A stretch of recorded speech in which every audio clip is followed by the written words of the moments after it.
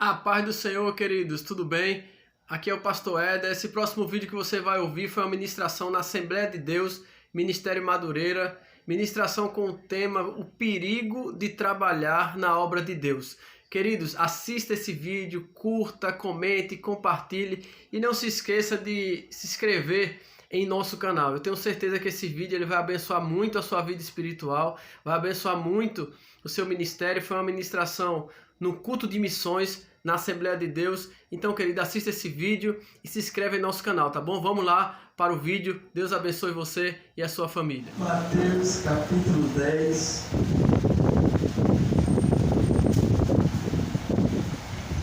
Versículo de 5 a 8. Culto de missões.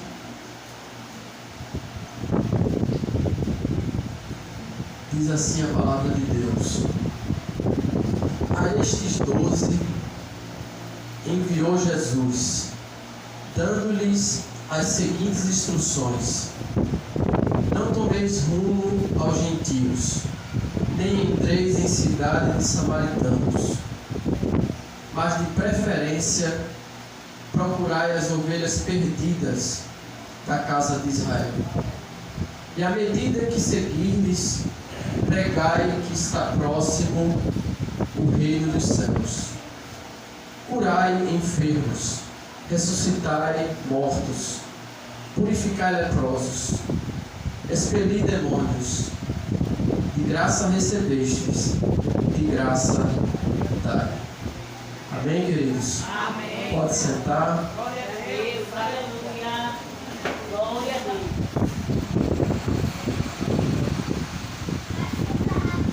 Queridos, quando nós olhamos para o ministério de Jesus, o ministério terreno de Cristo, o ministério de Cristo, ele foi marcado por três ações principais. Jesus, ele ensinava, Jesus pregava e Jesus curava. Quando nós olhamos para o Evangelho de Mateus, nós vemos que Jesus, ele teve, no Evangelho de Mateus, nós encontramos pelo menos 5 pregações de Jesus específicas. Quando olhamos o capítulo 5 de Mateus, Jesus, ele prega ali o sermão da montanha. Quando a gente passa para o capítulo 10, glória a Deus. Quando nós chegamos no capítulo 10, nós encontramos Jesus pregando esse sermão que é conhecido como sermão missionário, ou comissão menor. Quando comparamos esse sermão do capítulo 10 à grande comissão de Mateus, capítulo 28. Mas na frente, nós encontramos ali no capítulo 13, Jesus pregando ali o sermão das parábolas. Mais um pouquinho para frente, capítulo 18, nós vemos Jesus pregando ali sobre a igreja. E mais na frente, no capítulo 24, nós encontramos Jesus pregando sobre o final dos tempos. Esse segundo sermão é conhecido como sermão missionário. E eu quero falar aqui para todos nós que fazer a obra de Deus não é uma coisa fácil. Trabalhar para Deus é difícil. Eu posso dizer que trabalhar para Deus é até perigoso. Porque lá em Jeremias capítulo 10, na parte A, do versículo 10, capítulo 48 de Jeremias, versículo 10, a parte A, tem uma ameaça de Deus para nós. Ele diz assim: ai daqueles que fizer a obra de Deus relaxadamente. Ai daqueles que trabalhar para Deus de forma relaxada. Então é uma ameaça. Trabalhar para Deus é perigoso. E é perigoso porque eu posso estar trabalhando para Deus de forma relaxadamente sem saber. quando eu olho para esse texto que lemos, nós encontramos aqui uma lição que Jesus quer dar para a sua igreja, uma lição que Jesus nos dá, e que se eu não conseguir perceber essa lição, talvez eu trabalhe para Deus de forma relaxada, sem saber. Se você for olhar lá em Marcos capítulo 3, esse mesmo texto de Mateus 10 nos mostra que Jesus, ele primeiro chama os discípulos para estar com ele, chama os discípulos primeiro para junto dele, para em seguida enviar eles. Então é importante nós compreendermos que antes de nós irmos fazer a obra de Deus, Jesus, ele nos chama para perto dele.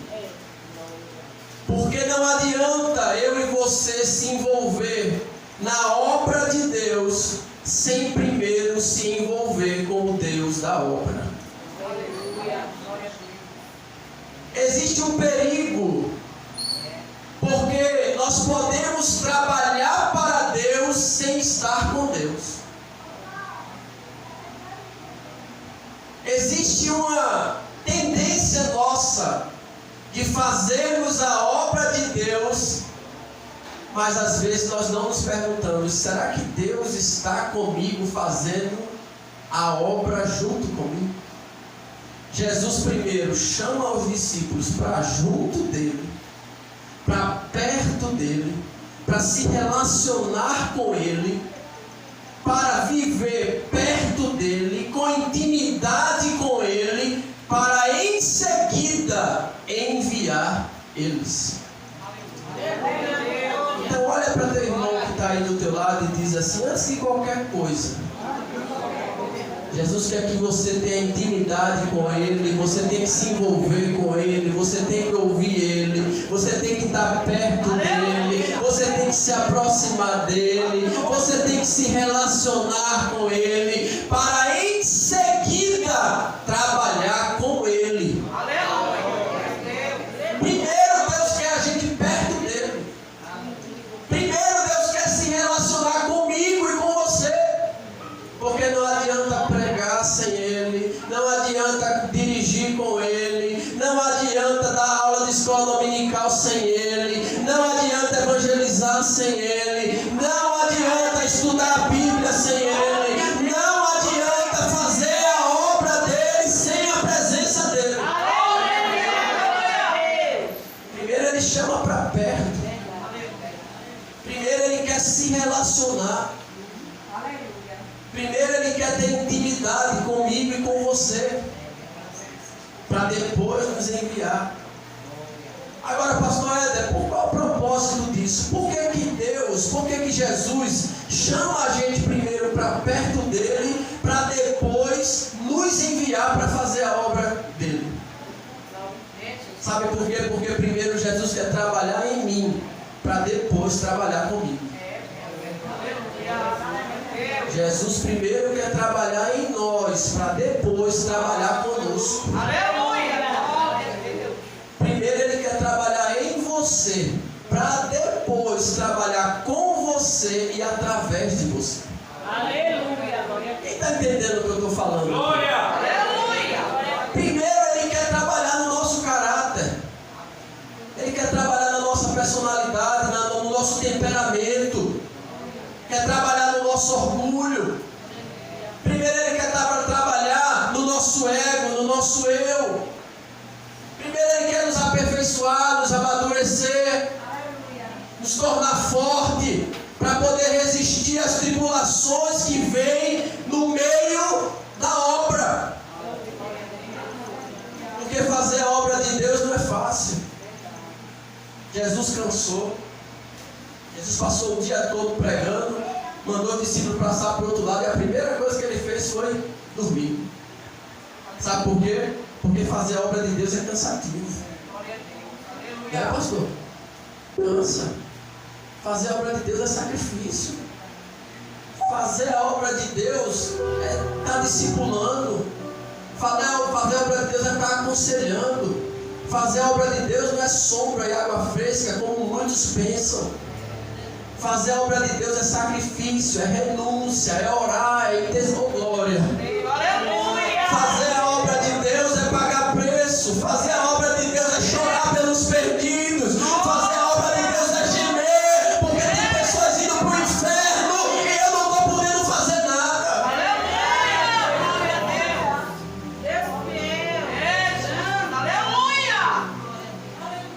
Fazer a obra de Deus é chorar. E nós temos que chorar quando a gente não tem lágrima para chorar. Nós temos que chorar quando a gente não tem gemido, quando a gente vai orar e a gente não geme. Nós temos que chorar porque nós não estamos chorando. E as coisas não estão perto de nós, e nós parece que a igreja, parece que o povo de Deus parece que está alienado. As coisas acontecem do nosso lado. Mas qual é o propósito de Deus?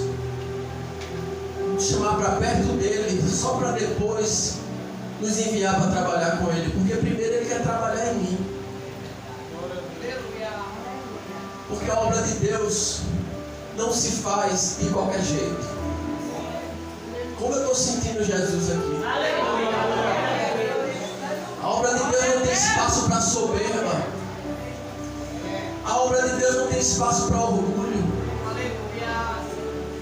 A obra de Deus não tem espaço para vaidade. A obra de Deus não tem espaço para achismo, para estrelismo. A obra de Deus não tem espaço para quem se acha superior a ninguém. A obra de Deus não tem espaço para quem quer competir, para quem quer ter rivalidade um com o outro. A obra de Deus é dor. A Bíblia diz que aquele que põe a mão no arado não pode olhar para trás. Olha para teu irmão e diz para ele: você não pode olhar para trás. Você abraçou a obra de Deus, então não pare. Você disse a Deus, prometeu a Deus que ia fazer, então vá até o fim. Você fez aquele voto no momento de dificuldade, agora cumpra. Porque Deus não conta com o covarde. Deus não conta com o crente cristal. Qualquer motivo quer sair da igreja. Pastor passou por mim, não deu a paz do Senhor, é motivo de mudar de igreja. Pastor nunca foi na minha casa me visitar, também eu vou sair da igreja. Pastor visita todo mundo e não me visita, não vou mais naquela igreja, vou mudar. Quem põe a mão no arado não pode mais voltar.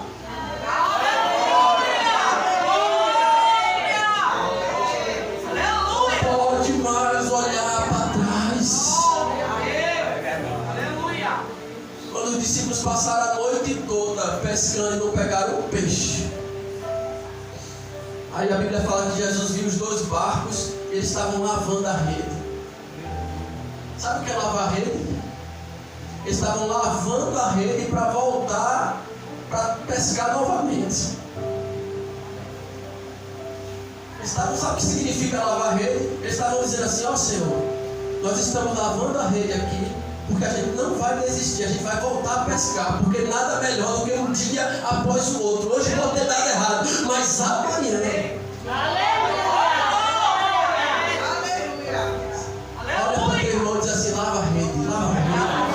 Não desiste, não desiste, continua, não para, continua pregando, continua ensinando, continua visitando, continua discipulando, continua pregando a palavra de Deus. Lava a rede. Pode ser que a sua mensagem não alcance muita gente, mas sempre vai ter alguém querendo te escutar. Sempre vai ter alguém dizendo assim: pastor, muito obrigado por aquela palavra. Sempre vai ter alguém dizendo assim: não para não. Sempre vai ter alguém dizendo assim: eu gosto de te ouvir. Sempre vai ter alguém dizendo assim, ó, se não fosse aquela palavra que você pregou naquele dia, eu tinha deixado o evangelho. Mas depois daquela palavra eu estou de pé até hoje. Não para, não para, não para, não para. Porque pode ser que você não seja uma bênção para todo mundo, mas você vai ser sempre uma bênção para alguém. Estou sentindo a presença de Deus aqui. Não fique incomodado porque eu choro mesmo. Eu choro. Quando eu fazia parte da Igreja Batista Largo da Paz, não era pastor, não era nada, não tinha uma foto que eu não saísse chorando. Fui missionário consagrado pela Coban. Depois Jesus me chamou em 2015 para ser pastor. Fui ungido fora da igreja, porque Deus disse: o lugar dele não é a igreja local, ele vai sair por aí. Fui consagrado fora da igreja. Esse lugar dele não é parado no canto. O lugar dele é das quatro paredes para lá. Qual o propósito? Porque antes de Deus, querido, fazer uma grande obra através de nós, Ele primeiro quer fazer uma grande obra em nós. Antes de Deus usar você para curar as pessoas, Ele primeiro quer curar você. Antes dele, através de você, levantar alguém através de você, primeiro Ele quer levantar você. Ele quer edificar você. Ele quer trabalhar em você. Porque o cego não pode curar outro cego. O paralítico não tem autoridade para fazer outro paralítico andar. Deus quer trabalhar em mim para depois trabalhar comigo. Glória a Deus. Agora, Éder, por que Deus quer trabalhar primeiro em mim? Porque nós temos que aprender algumas coisas em relação à obra de Deus. Nós temos que entender algumas coisas antes de Deus nos enviar. Eu me lembro, uma vez me lembrei agora, eu vejo essas bandeiras, eu fico me lembrando da primeira viagem missionária que eu fiz para Sertânia, sertão aqui de Pernambuco. Eu estava com tanto medo, pastor.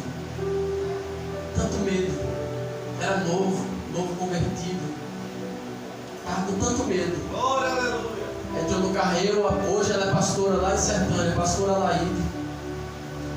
César, que era um levita, e o esposo da pastora. Estava com tanto medo. Mas Deus, como é que vai ser? Aí Deus falou assim: a minha presença irá contigo para te fazer descansar. Não tenha medo de fazer a obra de Deus. A presença de Deus é contigo. A presença de Deus é contigo. A presença de Deus é contigo. A presença de Deus é contigo. Se você está fazendo o que Deus quer que você faça, não vai faltar a presença dEle, não vai faltar a direção dEle. Mas nós temos que aprender. Jesus nos chama para perto dele antes de nos enviar, porque nós temos que aprender algumas coisas antes de ser enviado. O que é que temos que aprender, pastor? Que Deus ele vai nos enviar. Mas Ele vai nos enviar porque nós somos luz do mundo. Nós não somos estrelas da igreja. Precisamos entender isso. Na obra de Deus não tem estrela. Na obra de Deus não tem queridinho do Pai. Na obra de Deus não tem raridades, artistas. Deus te chamou para ser luz, não te chamou para ser estrela. Aleluia! Glória a Deus! Na obra de Deus não tem os especiais, os privilegiados. Não, para a obra de Deus é todo mundo japonês. Deus olha no trono e vê todo mundo japonês, com o olho fechado, é todo mundo igual. Não tem rico, não tem pobre, não tem grande, não tem pequeno, não tem teólogo, não tem missionário, não tem PhD, não tem bonito, não tem feio. Na obra de Deus é todo mundo japonês. Todo mundo igualzinho. Olha para aquela bandeira ali, ó. Quando pensar que você é alguma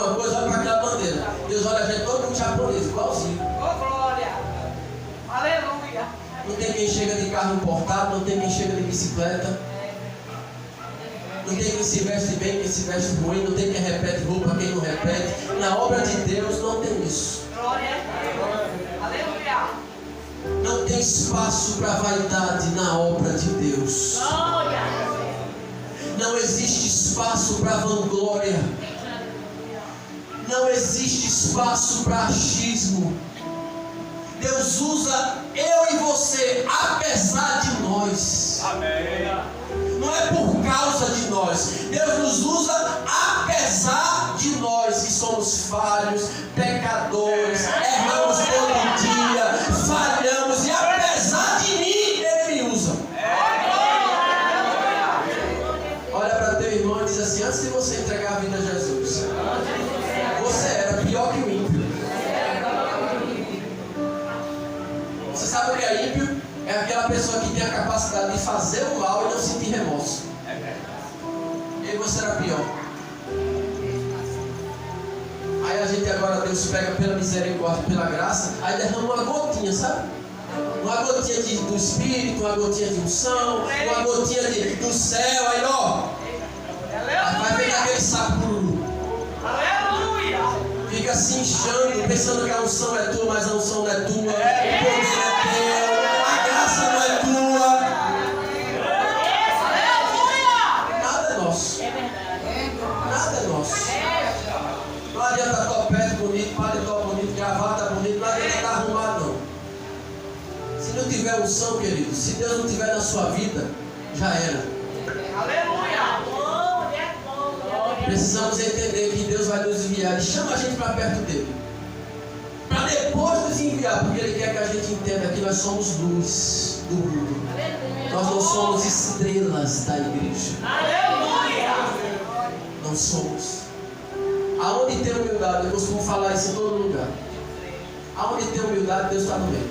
Aleluia. Aonde não tem humildade, quem está é o diabo. Aonde tem humildade, Deus é humilde.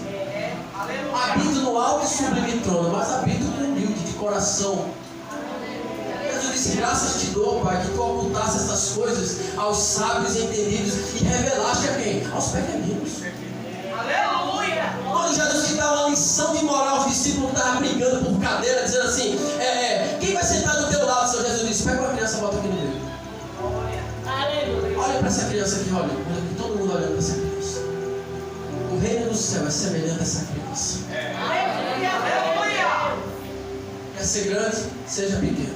Quer ser honrado? Aprenda a honrar. Aleluia. Quer ser um líder? Aprenda a ser liderado.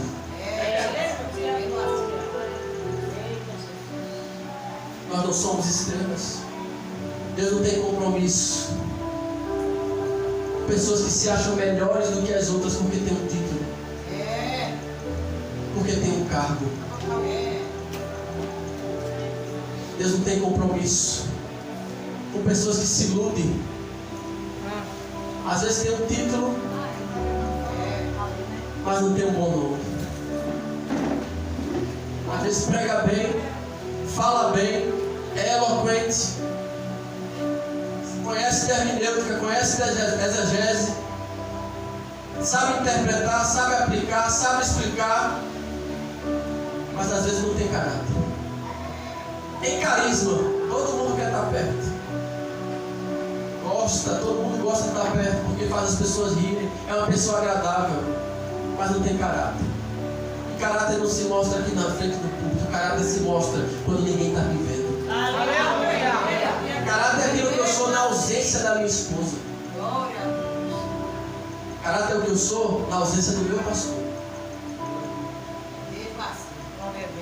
Caráter é o que eu sou no escuro. É aquilo que eu sou quando ninguém está me vendo. Deus não tem compromisso. Pessoas que fizeram um curso de teologia, aí já acha que sabe mais que o pastor da igreja. Aí começa a dar defeito nas mensagens. O pastor está pregando, ele está lá. 99% tudo certo. Mas 1% que a gente tem uma escapulida, aí chama o pastor do canto e vai: vem cá. Olha isso aqui, pastor, você falou, tá? Mas 99%, tu esqueceu? Aleluia. 1% da mensagem. Esqueceu? Só lembrou do 1%? Glória a Deus. Toda honra, toda glória, todo louvor é para Aleluia. Deus. É Ele que é digno de receber a honra, a glória e o louvor. Tudo é por Ele, por meio dEle, para Ele. Glórias a Ele eternamente. Amém. Abre a tua boca para adorar Jesus, porque nós não somos nada. Deus, Ele não tem compromisso com aquelas pessoas que pensam que o culto só funciona com elas. Pessoas que pensam que o culto só é bom se a pessoa estiver lá. Aí tem vezes que tem igreja que a gente vai, que a pessoa abre a igreja, dirige o culto, faz um momento de louvor, faz um momento de ofertório, prega, dá a bênção apostólica e fecha a igreja. Por quê? Porque ela pensa que só ela sabe fazer. Aleluia. Glória a Deus. Aleluia. Deus não tem compromisso. Não tem espaço na obra de Deus para pessoas assim. Que pensam que porque tem uma voz bonita, porque canta bem, aí já pensa que é insubstituível. Canta bonito, mas às vezes a vida é feia. Aleluia. Canta bonito, mas a vida não é uma música bonita. Deus não tem compromisso. Toca bem o instrumento, mas não é um instrumento tocado por Deus. Aleluia. Precisamos entender que na obra de Deus não tem espaço para achismo, não tem espaço para o nosso eu, não tem espaço para o nosso ego. Tem pessoas que pensam que são dizimistas e ofertantes e se acham por isso, tem orgulho de dizer que é dizimista. Mas me diga uma coisa: o que é que você dá a Deus que primeiro não veio dele? Aleluia. Glória a Deus. Me responda o que é que você dá a Deus que primeiro não foi Ele que te deu. Então me diga, o que é que a gente dá a Deus? O que é que nós damos a Deus? Aleluia. O que é que eu dou a Deus? Se o que eu dou para Deus foi Ele mesmo que me deu. Glória. Aí pensa que porque dá um dízimo alto, aí quer um tratamento diferenciado. Aí quer que o pastor vá lá, ficar alisando o cabelo. Tem gente que quer que o pastor traga até um gelzinho para dar o grau no cabelo dele quando ele chegar na igreja. Aleluia. Porque o dízimo do camarada. É por isso que o salmista, lá no Salmo 115, ele diz assim: não a nós, Senhor, não a nós, não a nós, mas ao teu nome da glória, por amor da tua misericórdia e da tua verdade. Glória a Deus. É por isso que João chega lá e diz assim: é necessário que ele cresça e que eu diminua. Eu gosto de uma tradução que diz assim: é necessário que ele se torne cada vez mais importante e eu menos importante. É por isso que Paulo ele vai dizer assim: porque dele, por meio dele e para ele são todas as coisas. Glória, pois, a ele eternamente. Levanta a mão aí e adora ele, vai. Levanta a mão e adora ele. Tudo é para ele, tudo é para ele. A glória é dele, o louvor é dele, a honra é ele, o elogio é só para ele. Adora a Deus, adora a Deus, adora a Deus, adora a Deus. Ele é a estrela que brilha na sua igreja.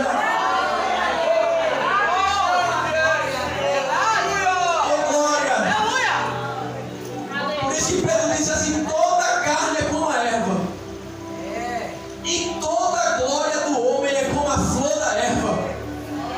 Seca-se a erva e cai a sua flor, mas a palavra de Deus permanece para sempre. Estou sentindo Jesus aqui. Aí Jesus chama a gente para perto dele para a gente entender isso. De tirar a vaidade, tirar aquela coisa de um camarada que está pregando e você está ali dizendo assim: quando for minha oportunidade, eu vou me sair melhor do que ele. Eita, a irmã cantou que foi uma bênção, agora eu tenho que cantar melhor. Acaba com isso. Acaba com isso.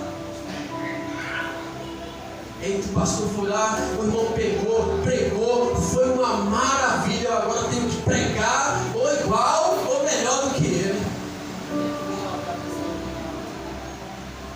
Mas Jesus chama a gente para perto dele, para tratar o nosso coração. Sabe por que Jesus nos chama para perto dele? Porque a mensagem, ele quer que a gente entenda que a mensagem é mais importante do que o mensageiro. Olha para teu irmão e diz para ele, ó, o que sai da tua boca, a palavra que sai da tua boca é mais importante do que o pregador. Eu me lembrei de um jovem seminarista.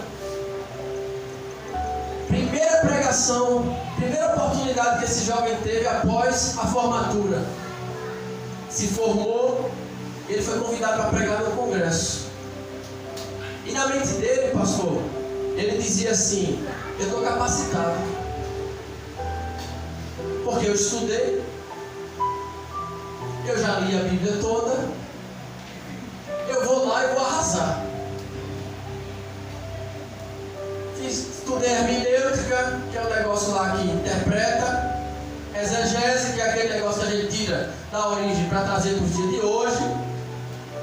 Sei tudo. Estudei homilética, que é o negócio lá de como fazer o sermão. Eu estou preparado.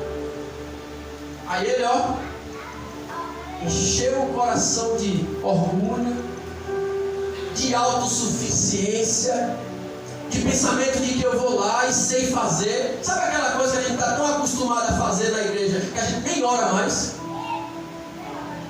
De tanto fazer a gente acha que domina. Tem oportunidade, não ora, canta e não ora, dá estudo e não ora, porque já está fazendo tanto isso que acha que não precisa de Deus. Aí ele foi lá, levantou a cabeça, subiu no púlpito. Aí eu acho que Deus lá no trono olhou assim e fez: vou tirar por alguns instantes que eu tenho te dado. Deus deve ter olhado lá de cima e fez assim: eu vou só te mostrar quem você é sem a minha presença. Aí logo no texto básico que ele procurou para ler, ele já tinha esquecido. Já esqueceu o texto básico da mensagem para ler. E aí como ele começou a falar dizendo que o texto está em Gênesis, mas o texto não estava em Gênesis. Ele esqueceu, o texto era de Mateus, começou uma confusão. Ele dizia que o texto está em Mateus, mas o texto estava em Lucas. Começou a pregar coisa com coisa, começou a falar de arroz, terminou com feijão. Os irmãos acabou o culto, não sabia o que ele tinha pregado. Aí ele começou a baixar a bola, porque todo mundo percebeu o despreparo. E como foi que ele desceu no púlpito? Baixou a cabeça. Aí vem descendo, ele procurou um buraco, né? Mas no altar não tem buraco, né, pastor? Não existe buraco no altar, ele queria se esconder, mas não podia. Aí ele veio descendo, humilde, cabeça baixa. Só que na igreja sempre tem aqueles vasos. Tem vaso aqui? Que Deus usa? Tem? Aquele que diz assim: vai lá e fala com ele, porque se não falar, eu te pego. Tem ou não tem aqui? Aí Jesus usou o idoso, baixinho, pequenininho, aí está ele descendo no púlpito. Aí vai lá o idoso, aí dá um abraço nele. Aí quando deu um abraço nele, ele começou a chorar. Aí Deus, usando o servo dele, disse assim: homem, se tu tivesse subido no púlpito na forma que tu está descendo, tu teria descido da forma que tu subiu.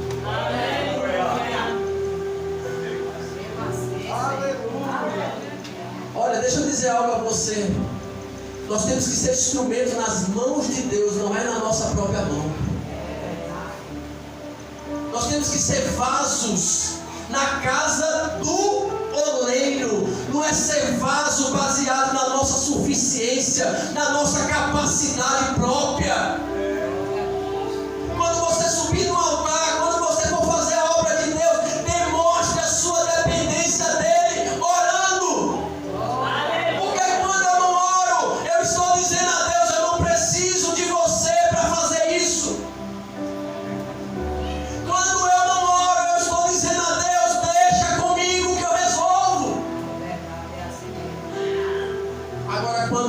você se prostra diante dele, ele abre os céus, ele derrama do Espírito, ele batiza com o Espírito Santo, ele coloca a palavra certa, na hora certa, as pessoas certas.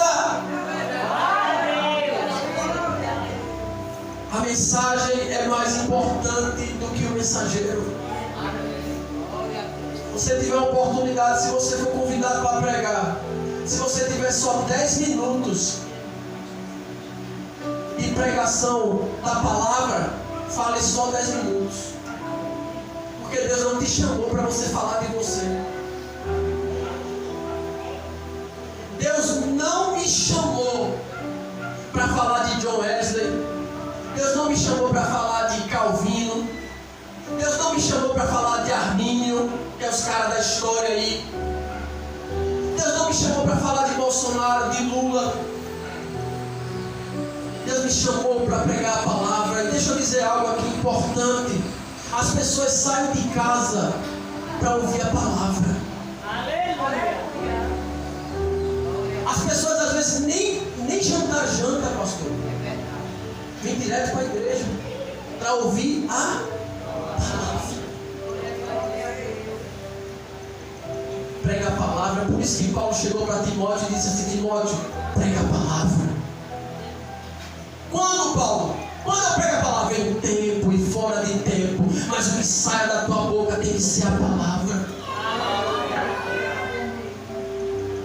É por isso que o salmista, ele vai dizer: bem-aventurado o homem que não se detém no caminho dos pecadores, não se assenta na roda dos escarnecedores. Antes tem o seu prazer aonde? Na lei do Senhor, e na sua lei ele medita de dia e de noite, de dia e de noite, de dia e de noite, de dia e de noite. Prega a palavra, prega a palavra, prega a palavra, prega a palavra, fala a palavra.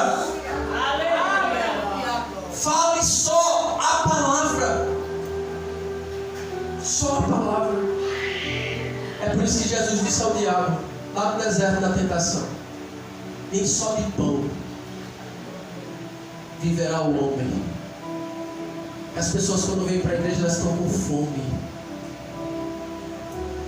Nem só de pão viverá o homem, mas de toda a palavra que sai da boca de Deus. Quando eu falo de mim, quando o mensageiro fala dele, você não mata a sua fome. Mas quando o mensageiro fala a palavra, você volta para casa saciado, alimentado, fortalecido, cheio da palavra no teu coração. A mensagem é mais importante do que o mensageiro. A Jesus nos chama para perto. Já vou terminar agora.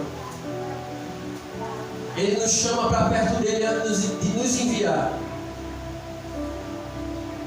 Porque Ele quer que eu e você entenda que nós não podemos construir o nosso reino dentro do reino de Deus. Olhe para seu irmão para ele não dormir e diga assim para ele: o reino de Deus é maior do que o teu reino. Eu não posso querer levantar o meu reino dentro do reino de Deus. Você precisa entender isso. A obra de Deus, vou dizer um negócio bem pesado. A obra de Deus não vai nos deixar ricos. Repita comigo: a obra de Deus não vai me enriquecer, não vai me dar sucesso, não vai me encher de seguidores, de visualizações, de compartilhamento. A obra de Deus não existe para isso. Essa não é a finalidade de fazer a obra de Deus. A maior bênção, a maior recompensa de fazer a obra de Deus é ter o próprio Deus conosco. A maior recompensa de fazer a obra de Deus é Deus. Quem quiser ser rico, quem quiser dinheiro, quem quiser bens materiais, conselho que eu dou: trabalhe, estude, porque Porque riqueza e bens o ímpio também pode ter. Todo mundo que trabalha, que estuda, que é esforçado, alcança. Quantas pessoas querendo usar a obra de Deus como um trampolim, como um degrau para atingir os seus objetivos pessoais. Usando a obra de Deus para chegar nos seus projetos. Uma vez, vou terminar agora. Eu conheço um pastor que ele é cantor e ele já tem um nome no estado de Pernambuco. Ele foi pregar lá na nossa congregação. E ele sabia, né? Me conhece, eu conheço ele. Ele sabe que eu gosto muito de pregar. E ele viu eu pregando. E uma vez eu encontrei com ele no centro da cidade. E ele disse assim para mim: menino, deixa de ser besta. Aí eu disse: por quê? Ele fez: faz um curso de teologia, faz seminário. Eu já falei para a pastora sobre você. Faça isso, porque futuramente você vai estar na sua igreja, pastoreando a sua igreja. Você vai estar com o seu carrinho, você vai estar com a sua esposa e seus filhos, andando para cima e para baixo, feito assim, para cá.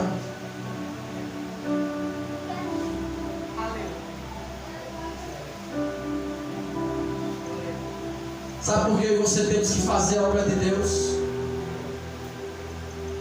Porque nós o amamos acima de todas as coisas. Deus não está preocupado com o que eu faço. Deus está preocupado com o que eu faço.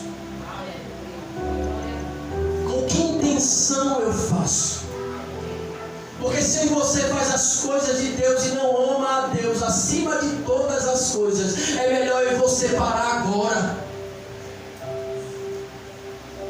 Se aí você faz a obra de Deus porque nós queremos recompensa materiais de Deus, é melhor eu e você parar agora. Por isso que Paulo disse: o reino de Deus não é comida e nem bebida, mas é justiça, paz e alegria no Espírito Santo.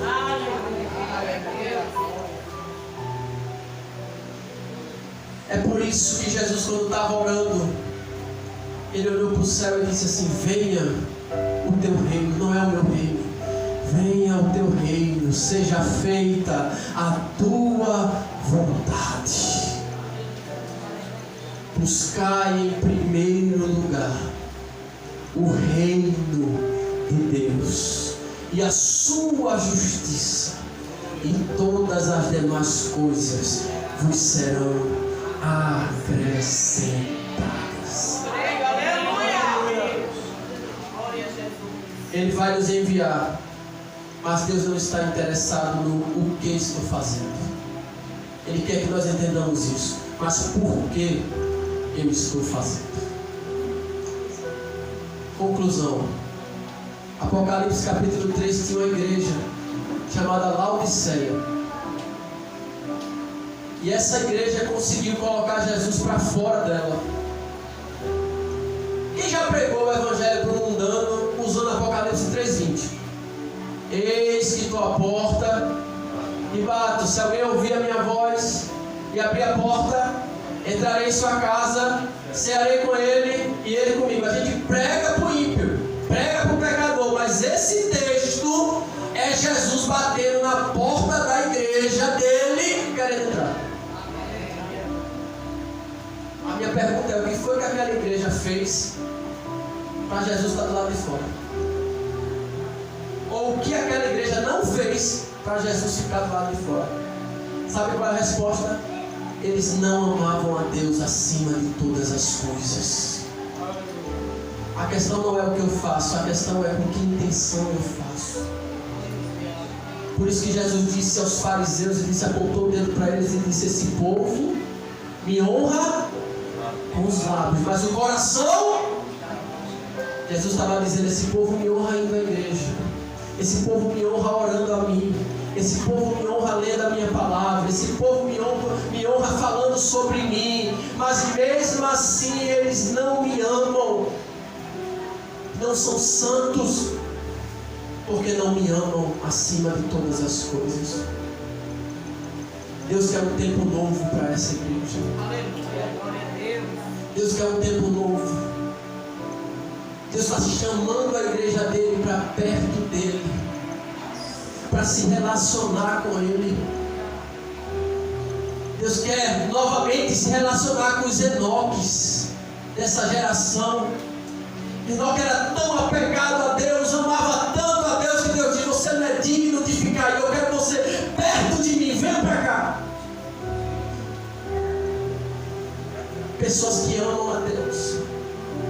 Não queira usar o Evangelho para você alcançar os seus objetivos. Eu quero casar. Eu quero uma porta de emprego. Eu quero crescer. Eu quero prosperar. Aí o Evangelho, você vem para a igreja e diz assim: o que é que eu tenho que fazer para alcançar isso? Aí a igreja diz: ore, leia a Bíblia, vá para os cultos, jejue, se consagre. A gente faz tudo isso. Nós estamos orando e pecando. Porque nós não estamos orando porque amamos a Deus, estamos orando para alcançar o que queremos.